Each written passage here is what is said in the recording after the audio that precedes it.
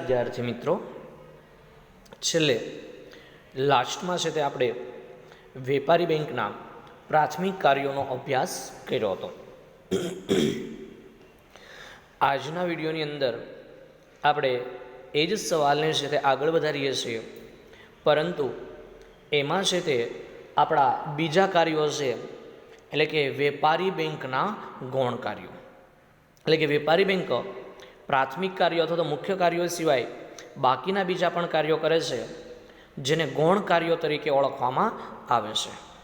તો ગૌણ કાર્યોની અંદર સૌથી પહેલું કાર્ય આપ્યું છે ગ્રાહકોના એજન્ટ તરીકે તથા ઉપયોગી સેવાઓ પૂરી પાડવાનું કાર્ય.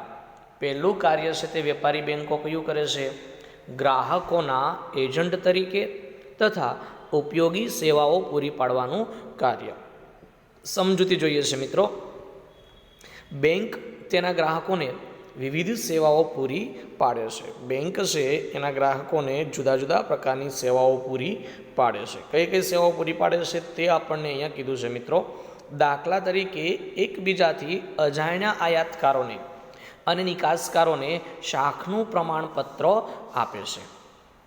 જ્યારે આંતરરાષ્ટ્રીય વ્યાપારની અંદર વ્યાપાર કરવામાં આવે ત્યારે આયાતકાર અને નિકાસકાર બંને છે તે એકબીજાથી અજાણ હોય છે, અપરિચિત હોય છે, એકબીજાને ઓળખતા હોતા નથી. તો તેવા સંજોગોમાં નિકાસકારોને છે તે અને આયાતકારોને એક શાખનું પ્રમાણપત્ર છે તેની જરૂર પડે કે જે કંઈ પણ આયાતકાર છે તે આયાતકાર અને નિકાસકાર છે તે જે કંઈ પણ આયાત કરે છે કે નિકાસ કરે છે તેટલી કિંમત કે તેટલા નાણાં ચૂકવવા માટે આર્થિક રીતે સક્ષમ છે તેવું તેની બેંક પાસેથી એણે શાખનું પ્રમાણપત્ર લેવાનું હોય છે, અને એ પ્રમાણપત્ર આપવાનું કાર્ય વેપારી બેંકો દ્વારા કરવામાં આવે છે. કેટલીક આર્થિક પ્રવૃત્તિઓ માટે બાહેંધરી આપે છે. કેટલીક આર્થિક પ્રવૃત્તિઓ કરવાની હોય તો એના માટે બાહેંધરી આપવાનું કાર્ય પણ કોણ કરે છે? વેપારી બેંકો દ્વારા કરવામાં આવે છે. એટલે કે મિત્રો, કેટલીક આર્થિક પ્રવૃત્તિઓ ઔદ્યોગિક એકમો કે પેઢી કરતી હોય તો એના માટે એને નાણાંની જરૂર પડે છે. તો એ નાણાં જેટલા એનાથી એકઠા ન થાય તેમ હોય, શેર દ્વારા, ડિબેન્ચર દ્વારા કે અન્ય જામીનગીરી દ્વારા, તો બાકીના નાણાં પૂરા પાડવાની પણ બાહેંધરી વેપારી બેંકો દ્વારા છે તે આપવામાં આવે છે. વળી ક્યારેક બેંકો કરવેરાના ચલણો ભરવાની સુવિધાઓ પણ ગ્રાહકોને આપે છે. પેઢીઓએ, એકમોએ, વ્યક્તિઓએ ક્યારેક જુદા જુદા પ્રકારના કરવેરાઓ છે તે ભરવાના હોય છે. ઘણા બધા કરવેરાના પ્રકારો છે મિત્રો. આવક વેરો, ઉદ્યોગ પરનો વેરો, આયાત વેરો, નિકાસ વેરો, ઘણા બધા. તો એના ચલણો છે તે ભરવાના હોય તો એની સુવિધા પણ વેપારી બેંક દ્વારા ગ્રાહકોને આપે છે. ગ્રાહકોની કિંમતી વસ્તુઓ જેવી કે દાગીના, મહત્ત્વના ડોક્યુમેન્ટ વગેરે સાચવવા માટે બેંકો સેફ ડિપોઝિટ વોલ્ટની એટલે કે લોકરની સુવિધા પણ ભાડું વસૂલ કરીને પોતાના ગ્રાહકોને પૂરી પાડે છે. એવું કીધું છે કે ગ્રાહકો છે, ગ્રાહકોની કેટલીક કિંમતી વસ્તુઓ જેવી કે દાગીના હોય, સોનાના, ચાંદીના, મહત્ત્વના અગત્યના ડોક્યુમેન્ટ હોય, દાખલા તરીકે મકાનના દસ્તાવેજો હોય, તો આ વગેરે અગત્યના ડોક્યુમેન્ટ સાચવવા માટે બેંક દ્વારા ગ્રાહકોને ડિપોઝિટ વોલ્ટ એટલે કે સેફ ડિપોઝિટ વોલ્ટ, આપણી સરળ ગુજરાતી ભાષામાં કહીએ તો એવું કહેવાય કે લોકરની સુવિધા આપે છે. પરંતુ એ લોકરની સુવિધા બેંક દ્વારા આપણને પૂરી પાડવામાં આવે તેના બદલામાં બેંક દ્વારા ગ્રાહક પાસેથી છે તે આ લોકરનું ભાડું વસૂલ કરવામાં આવે છે. ખૂબ નાના કદની આર્થિક પ્રવૃત્તિઓ માટે અમુક વર્ગને ખૂબ નાના ધિરાણ એટલે કે માઇક્રો ફાઇનાન્સ પણ પૂરું પાડે છે. બહુ જ નાના કદની એટલે કે નાની નાની આર્થિક પ્રવૃત્તિઓ કરવી હોય, એટલે કે ગૃહ ઉદ્યોગ શરૂ કરવો હોય, નાના પાયાનો ઔદ્યોગિક એકમ શરૂ કરવો હોય, તો એના માટે નાણાંની કે ધિરાણની જરૂર પડે તો એ ધિરાણ પૂરું પાડવાનું કામ પણ છે ત્યાં વેપારી બેંકો દ્વારા કરવામાં આવે છે. ધંધામાં કે વ્યક્તિગત સોદાઓમાં ચૂકવણી બાબતે વિશ્વસનીયતા પૂરી પાડવા માટે બેંક ડ્રાફ્ટ અથવા પે ઓર્ડરની સુવિધા પણ પૂરી પાડે છે.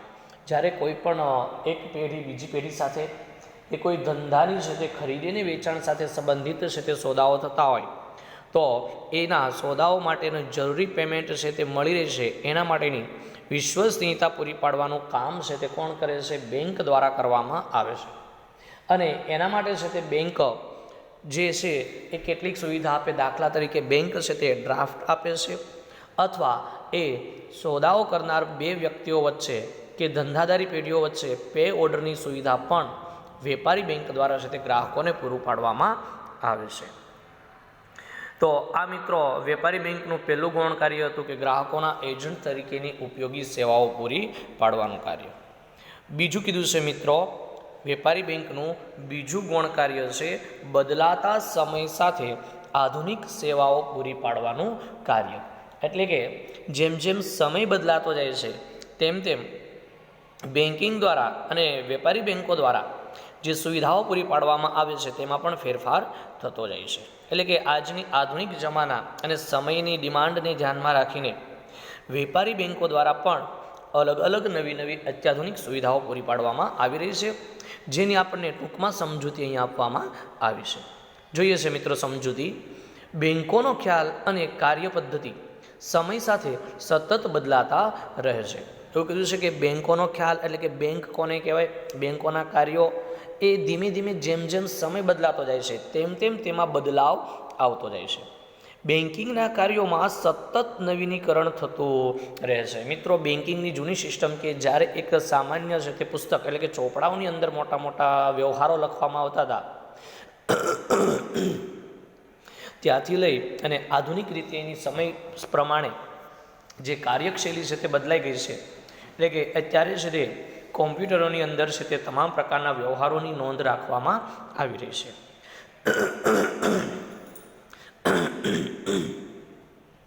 બેન્કિંગ કાર્યોમાં સતત છે તે કંઈક ને કંઈક નવીન સુધારા વધારા થઈ રહ્યા છે.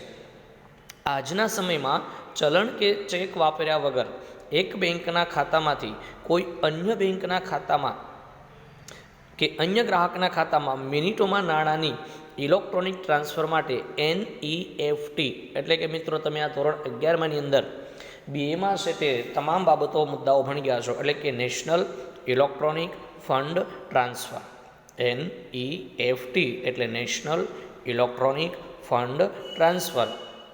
એટલે કે એક જ વ્યક્તિના બેંકના ખાતામાંથી જોજો કોઈ પણ પ્રકારના ચલણ કે ચેકનો ઉપયોગ કર્યા વગર NEFTની સુવિધા દ્વારા એક વ્યક્તિના ખાતામાંથી બીજા વ્યક્તિના ખાતામાં માત્ર ગણતરીની મિનિટોમાં પૈસા ટ્રાન્સફર કરી શકાય છે.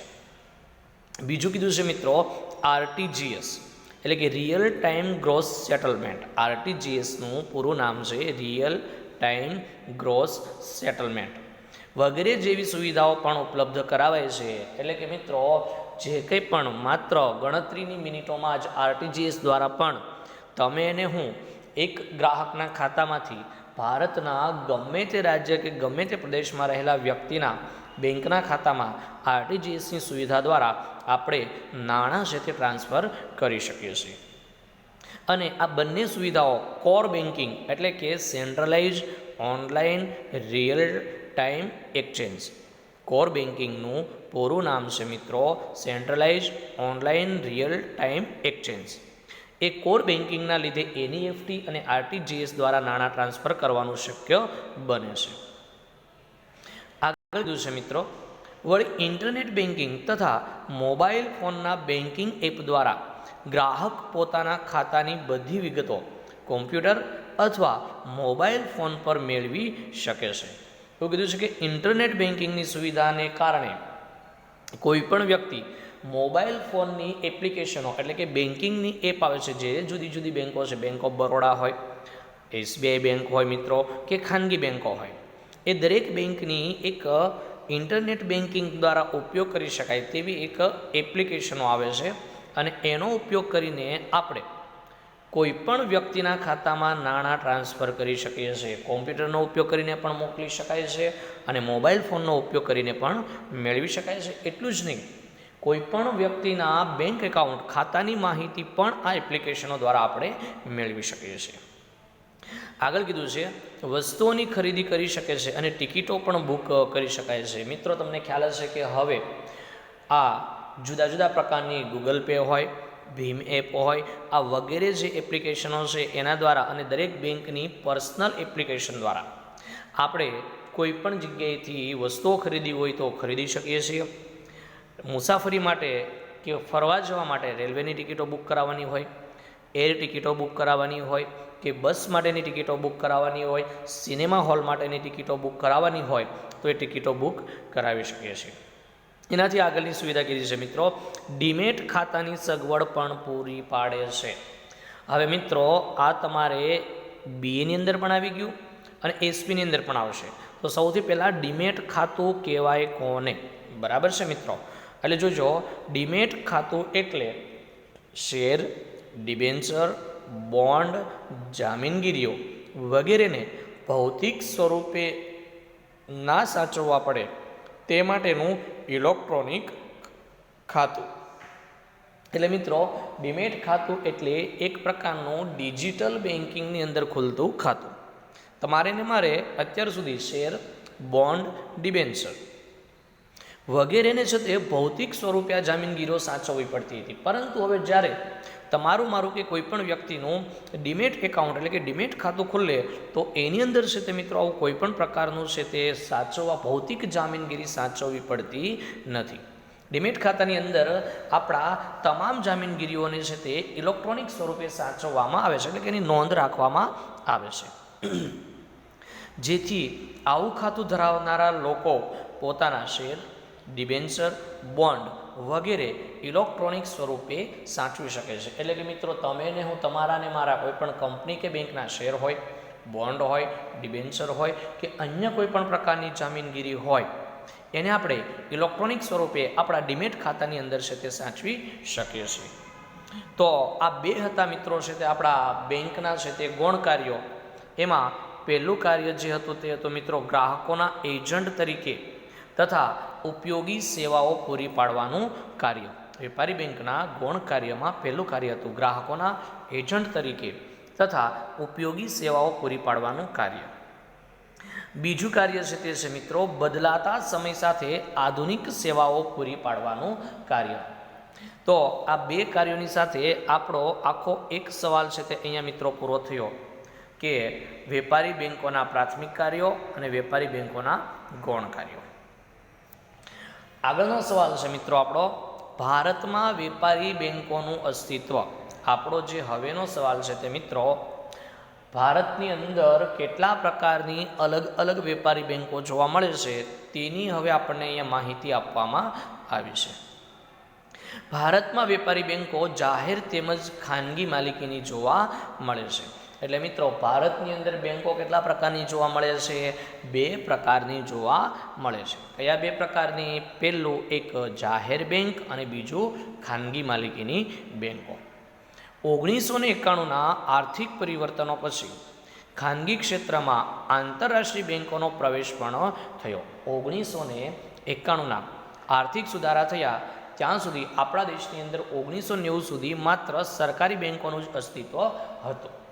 બેન્કિંગ ક્ષેત્રે ખાનગી ક્ષેત્રોને પ્રવેશવાની છૂટ હતી નહીં. પરંતુ 1991ના આર્થિક સુધારા પછી બેન્કિંગ ક્ષેત્રમાં ખાનગી બેંકોનો પ્રવેશ થયો છે. વળી ભારતમાં અસંગઠિત નાણાં બજારમાં બેંક જેવા કાર્યો કરતી પેઢીઓ પણ જોવા મળે છે. અને આપણા ભારતની અંદર જ્યાં અસંગઠિત નાણાં બજાર છે ત્યાં બેંક જેવા જ કાર્યો કરતી હોય તેવી નોન બેન્કિંગ ફાઇનાન્શિયલ કંપનીઓ પણ આપણને જોવા મળે છે. અને સાથે સાથે સહકારી બેંકો પણ અસ્તિત્વમાં છે. એટલું જ નહીં મિત્રો, આપણા ભારત દેશની અંદર ખાનગી બેંકો, સરકારી બેંકો સાથે સાથે બેન્કિંગ જેવા કાર્યો કરતી છે તે ફાઇનાન્સ કંપનીઓ અને સહકારી બેંકોનું અસ્તિત્વ પણ જોવા મળે છે. પરંતુ વેપારી બેંકની કાયદેસરની વ્યાખ્યા મુજબ જે બેન્કિંગના કાર્યો કરતી સંસ્થા એમાં રિઝર્વ બેંક ઓફ ઇન્ડિયાના 1934ના ધારાની બીજી અનુસૂચિમાં એટલે કે બીજા શિડ્યુલમાં પ્રવેશ પામ્યો હોય, એટલે કે બીજા શિડ્યુલ પ્રમાણે 1934ના ભારતના રિઝર્વ બેંક ઓફ ઇન્ડિયાના કાયદા પ્રમાણે જે બેંકની શરૂઆત થઈ હોય તેને શિડ્યુલ બેંક કહેવામાં આવે છે. યાદ રાખજો મિત્રો, શિડ્યુલ બેંક કોને કહેવાય?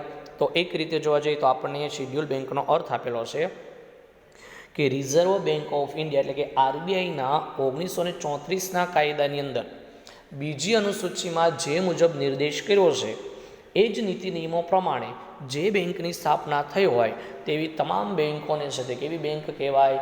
શિડ્યુલ બેંક તરીકે ઓળખવામાં આવે છે. અને શિડ્યુલ બેંકને જ ખરી બેંક કહેવામાં આવે છે. અને આ રીતે સ્થપાયેલી દરેક બેંકે રિઝર્વ બેંક ઓફ ઇન્ડિયાના બધા જ નિયમો અને ધારાધોરણો લાગુ પડે છે. એટલે કે મિત્રો, આરબીઆઈના 1934ની બીજી અનુસૂચિ પ્રમાણે જે બેંક સ્થપાઈ હોય એને રિઝર્વ બેંક ઓફ ઇન્ડિયા જે કંઈ પણ નીતિઓ નિયમો લાગુ પાડે, ફેરફાર કરે, તે તમામ પ્રકારના નીતિ નિયમો અને કાયદા કાનૂનો લાગુ પડે છે. હવે છે તે મિત્રો આપણને શિડ્યુલ બેંકોનું વર્ગીકરણ છે તે આપેલું છે. 2 માર્કની અંદર આપને પૂછી શકાય કે શિડ્યુલ બેંકોનું વર્ગીકરણ સમજાવો. એટલે આપણે આ વર્ગીકરણ જે અહીંયા આપેલું છે તે છે તે આપણે લખવાનું રહેશે મિત્રો. જો શિડ્યુલ બેંકોના કેટલા પ્રકાર છે? 2 પ્રકાર જોવા મળે છે. પહેલું વેપારી બેંકો અને બીજું સહકારી બેંકો. શિડ્યુલ બેંકોના કેટલા પ્રકાર છે મિત્રો? 2 પ્રકારો છે. પહેલું વેપારી બેંકો, બીજું સહકારી બેંકો. હવે વેપારી બેંકોના પણ પાછા મિત્રો 4 પ્રકાર છે. જો સૌથી પહેલી જાહેર ક્ષેત્રની વેપારી બેંકો, ખાનગી ક્ષેત્રની વેપારી બેંકો, ભારતમાં કામ કરતી વિદેશી બેંકો, અને ચોથું કીધું છે પ્રાદેશિક ગ્રામીણ બેંકો, એટલે કે RRBS, એટલે કે regional rural banks. Regional rural banks એવું એનું પૂરું નામ છે મિત્રો. ફરીથી બોલું છું, શિડ્યુલ બેંકના છે તે મેન મુખ્યત્વે 2 પ્રકાર છે. પહેલું વેપારી બેંકો, બીજું સહકારી બેંકો. વેપારી બેંકો છે એના 4 પ્રકાર છે. એટલે કે 4 પ્રકારની વેપારી બેંકો આપણા ભારતની અંદર છે મિત્રો. જાહેર ક્ષેત્રની, ખાનગી ક્ષેત્રની, ભારતમાં કામ કરતી પણ ક્યાંની છે? વિદેશની, અને પ્રાદેશિક ગ્રામીણ બેંકો. હવે છે તે મિત્રો બીજો પ્રકાર આપેલો છે તે સહકારી બેંકો છે, જે સહકારી બેંકનો કોઈ પણ પ્રકારનો પેટા પ્રકાર પડતો નથી. તો આ તો આપણું શિડ્યુલ બેંકોનું વર્ગીકરણ. આગળનો છે તે મિત્રો આપણો 1 માર્કની અંદર આપણને પૂછી શકાય તેવો કે મધ્યસ્થ બેંકનો અર્થ આપો. એટલે કે રિઝર્વ બેંક ઓફ ઇન્ડિયાનો અર્થ આપો. મધ્યસ્થ બેંકનો અર્થ આપો એટલે આપણી ભાષામાં રિઝર્વ બેંક ઓફ ઇન્ડિયાનો અર્થ. જો દુનિયાના દરેક દેશમાં એક મધ્યસ્થ બેંક હોય છે, દુનિયાના દરેક દેશો મિત્રો, અલ્પવિકસિત દેશ હોય, વિકાસમાન દેશો હોય કે વિકસિત દેશ હોય, એ દુનિયાના દરેક દેશની અંદર તે દેશની એક મધ્યસ્થ બેંક હોય, જેને ટોચની બેંક કહેવાય, જેને સર્વોચ્ચ બેંક કહેવામાં આવે છે, જેને બેંકોની બેંક પણ કહેવાય, જે સૌથી વધારે સત્તા ધરાવે છે. અને એના નીતિ નિયમોનું દુનિયાના દરેક દેશની બેંકોએ, એટલે કે જે દેશની અંદર મધ્યસ્થ બેંકો હોય તે દેશની બેંકોએ, બીજી બધી બેંકોએ તેના નિયમોનું પાલન કરવું પડે છે. જે દેશની તમામ બેંકોની કામગીરીનું સંચાલન, મૂલ્યાંકન અને અંકુશની કામગીરી બજાવે છે. એટલે મધ્યસ્થ બેંક શું કરે મિત્રો? કે એના દેશની જેટલી બેંક હોય, દાખલા તરીકે આપણા દેશની રિઝર્વ બેંક ઓફ ઇન્ડિયા છે, એ મધ્યસ્થ બેંક છે.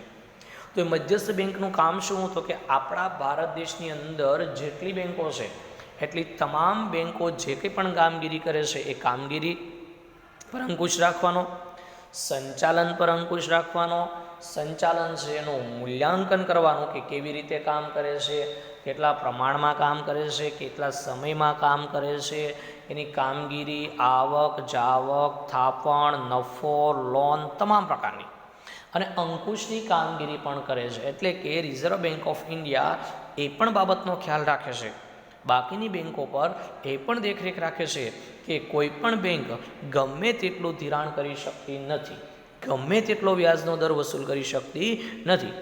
તો એક રિઝર્વ બેંક ઓફ ઇન્ડિયાના ધારાધોરણ પ્રમાણે જ ધિરાણ આપે છે કે કેમ, એ જ પ્રમાણે વ્યાજ વસૂલ કરે છે કે કેમ, એ જ પ્રમાણે બચત ખાતા ધારકોને વ્યાજ ચૂકવે છે કેમ, એ તમામ પ્રકારની અંકુશની કામગીરી મધ્યસ્થ બેંક દ્વારા કરવામાં આવે છે. ઉપરાંત મધ્યસ્થ બેંક ગ્રાહકોના તથા પ્રજાના હક અને હિતની જાળવણી કરવાની કામગીરી પણ બજાવે છે. આ ઉપરાંત મધ્યસ્થ બેંક બીજું કયું કામ કરે છે?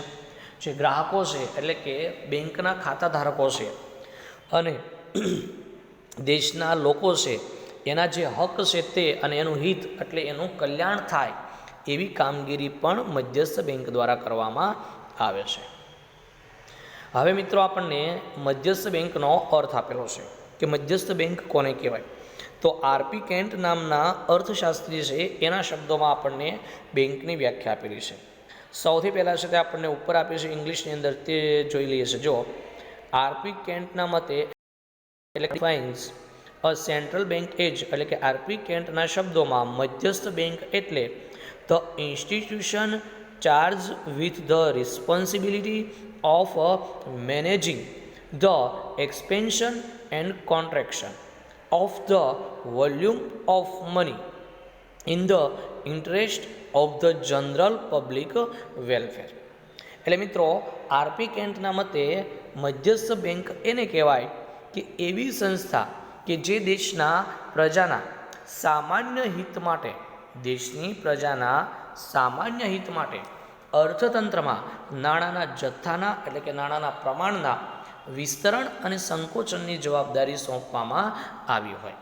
આરપી કેન્ટ એવું કહે છે કે મધ્યસ્થ બેંક એને કહેવાય કે જે દેશના જે સામાન્ય લોકો છે એનું હિત જળવાય, એનું સારું થાય, એના માટે એનું કલ્યાણ થાય, એના માટે દેશના અર્થતંત્રમાં નાણાંનો જે જથ્થો છે, નાણાંનું જે પ્રમાણ છે એનું વિસ્તરણ એટલે એનો વધારો અને સંકોચન એટલે ઘટાડાની જવાબદારી જે સંસ્થાને સોંપવામાં આવ્યું એટલે કે આપવામાં આવી હોય તેવી સંસ્થાને મધ્યસ્થ બેંક કહેવામાં આવે છે. બીજું છે મિત્રો, ત્યાર પછી આગળ કીધું છે કે આમ મધ્યસ્થ બેંક એટલે દેશની સર્વોચ્ચ બેંક. ટૂંકમાં મધ્યસ્થ બેંક એટલે કઈ બેંક મિત્રો? દેશની સર્વોચ્ચ બેંક, ટોચની બેંક, જેનું મુખ્ય કાર્ય નાણાં બજાર અને બેન્કિંગ ક્ષેત્રને મદદ કરવાનું, તેનું નિયંત્રણ કરવાનું અને તેને પ્રોત્સાહન આપવાનું છે તથા દેશના આર્થિક હિત માટે નાણાકીય સ્થિરતા જાળવવાનું હશે. મધ્યસ્થ બેંકના મુખ્ય કાર્યો કીધા છે કે સૌથી પહેલાં કીધું છે કે નાણાં બજાર અને બેન્કિંગ ક્ષેત્રને મદદ કરવાનું, એટલે કે જ્યાં ટૂંકા ગાળાની જામીનગીરીઓની ખરીદી અને વેચાણ થાય તેને નાણાં બજાર કહેવાય મિત્રો. અને બેન્કિંગ ક્ષેત્ર છે એને જરૂર પડે ત્યારે મદદ કરવાની. બીજું પાછું ગમે તેટલી જામીનગીરીઓના ખરીદી અને વેચાણ ન થાય, ગમે તેટલા વ્યાજના દરના વસૂલ કરવામાં આવે, ગમે તેટલું ધિરાણ ન આપવામાં આવે, એના પર નિયંત્રણ, અંકુશ રાખવાનું કામ કરે છે. એટલે મધ્યસ્થ બેંકનું કાર્ય માત્ર અંકુશ રાખવાનું જ નથી, પણ મદદ કરવાનું અને સાથે સાથે એને પ્રોત્સાહન આપવાનું કાર્ય પણ મધ્યસ્થ બેંક દ્વારા કરવામાં આવે છે. તથા દેશના આર્થિક હિત માટે એટલે કે દેશનું કલ્યાણ થાય, આર્થિક રીતે છે તે કલ્યાણ થાય, સ્થિતિ સુધરે, એના માટે નાણાકીય સ્થિરતા જાળવવાનું કામ એટલે કે નાણાંનું પ્રમાણ વધી પણ ન જાય અને ઘટી પણ ન જાય તે જોવાનું કામ પણ કોણે કરે છે? રિઝર્વ બેંક ઓફ ઇન્ડિયા દ્વારા કરવામાં આવે છે. સમગ્ર અર્થતંત્ર પર નાણાંના હેરફેરની અનેક અસરો થતી હોય છે. એટલે કે મિત્રો નાણાંની હેરફેર થાય એક ક્ષેત્રમાંથી બીજા ક્ષેત્રમાં, એક પ્રવૃત્તિમાંથી બીજી પ્રવૃત્તિમાં, તો આખા દેશના અર્થતંત્ર પર એની અસરો થતી હોય છે, જે દેશની આર્થિક વૃદ્ધિ તથા વિકાસને અસર પહોંચાડે છે. અને એની અસર શેના પર થાય છે મિત્રો? દેશનો જે આર્થિક વૃદ્ધિ અને આર્થિક વિકાસ છે એના પર છે તે મિત્રો આ નાણાંના હેરફેરની અસર થાય છે. નાણાકીય વ્યવહારોના નિયંત્રણ તથા નાણાંના મૂલ્યની જાળવણીની જવાબદારી મધ્યસ્થ બેંક દ્વારા બજાવવામાં આવે છે. એટલે કે નાણાકીય વ્યવહારોનું નિયંત્રણ કરવાનું હોય, એટલે મેં કીધું મિત્રો કે ગમે તેટલા નાણાંની પણ હેરફેર કરવાની નથી, કેમ કે વધારે પડતી નાણાં રિઝર્વ બેંક ઓફ ઇન્ડિયાએ નક્કી કરેલા નીતિ નિયમોને ધારાધોરણ જેટલી જ નાણાંની હેરફેર થવી જોઈએ. બીજું, નાણાંના મૂલ્યની જાળવણીની જવાબદારી એટલે કે નાણાંનું મૂલ્ય ઘટી પણ જવું જોઈએ નહીં, એ જવાબદારી પણ કોની છે? મધ્યસ્થ બેંકની છે. અને એ કામ મધ્યસ્થ બેંક દ્વારા કરવામાં આવે છે. મધ્યસ્થ બેંક આમ કરવા માટે નાણાકીય નીતિ ઘડે છે. એટલે કે મિત્રો દેશનો આર્થિક વૃદ્ધિ થાય, આર્થિક વિકાસ થાય, નાણાંની હેરફેરની અર્થતંત્ર પર પોઝિટિવ એટલે હકારાત્મક અસરો થાય, નાણાંના વ્યવહારો પર નિયંત્રણ રહે અને નાણાંના મૂલ્યની જાળવણી થાય, એના માટે રિઝર્વ બેંક ઓફ ઇન્ડિયા એટલે કે મધ્યસ્થ બેંક દ્વારા નાણાકીય નીતિ ઘડવામાં આવે છે. ટૂંકમાં મધ્યસ્થ બેંક અર્થતંત્રમાં આર્થિક સ્થિરતાની જવાબદારી સ્વીકારે છે. એટલે કે મધ્યસ્થ બેંક ઓફ ઇન્ડિયાનું કામ એવું છે કે દેશની અંદર આર્થિક સ્થિરતા જળવાઈ રહેવી જોઈએ. એટલે કે મિત્રો અતિશય ફુગાવો પણ ન સર્જાવો જોઈએ અને મંદીની સ્થિતિ પણ ન સર્જાય તે કામ છે તે મધ્યસ્થ બેંક ઓફ ઇન્ડિયા દ્વારા કરવામાં આવે છે. અને મધ્યસ્થ બેંક સરકારને પણ નાણાકીય સલાહ સૂચનો આપે છે. અને મિત્રો રિઝર્વ બેંક ઓફ ઇન્ડિયા જ્યારે સરકારને જરૂર પડે ત્યારે જરૂરી બાબતોમાં સલાહ સૂચન અને માર્ગદર્શન આપવાનું કાર્ય પણ આપણા દેશની અને દરેક દેશની મધ્યસ્થ બેંક દ્વારા કરવામાં આવે છે. તો આજના વિડીયોની અંદર મિત્રો બસ આટલે જ અટકીએ છીએ કે વેપારી બેંકોના ગૌણકાર્યો, ત્યાર પછી છે તે શિડ્યુલ બેંકનો અર્થ, શિડ્યુલ બેંકોનું વર્ગીકરણ અને મધ્યસ્થ બેંકનો અર્થ. તો આજના વિડીયોની અંદર મિત્રો બસ આટલું જ, આટલે અટકીએ છીએ. નવા ટોપિક સાથે હવે પછીના નેક્સ્ટ વિડીયોની અંદર છે તે આપણે મળીશું. જય હિન્દ, જય ભારત.